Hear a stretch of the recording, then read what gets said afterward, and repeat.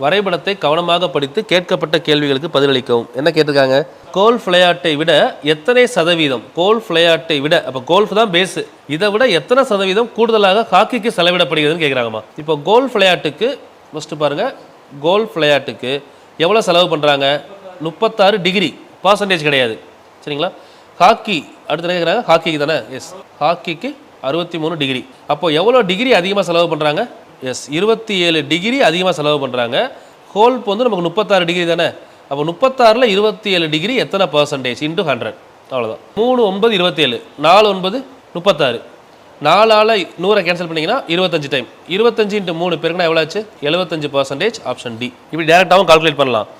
இல்லைனா 36 இருக்குல்ல, 36 எடுத்துக்கோங்க, 36 தானே பேஸு, மைண்டில் 36 வச்சுட்டு 36 100%. அப்போ 36 4ஆக பிரிச்சிங்கன்னா 9 9 9 9ஆ, ஒரு பார்ட் அப்படிங்கிறது 25%. நமக்கு இங்கே மொத்தம் எத்தனை பர்சன்டேஜ் இருக்குது?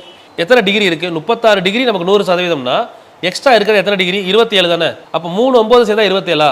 25 50 75%. 36 வச்சு அதை பாதி எவ்வளோன்னு பாருங்கள், 18, அது 50%. 18ல் பாதி 9, அது ஒரு 25%. 18 9 கூட்டினா 27, அப்போ மொத்தம் எத்தனை percentage? 75%. So option D is correct. இந்த மாதிரி ஸ்கேலிங்லேயும் பண்ணலாம், இந்த மாதிரி நார்மலாகவும் பண்ணலாம்.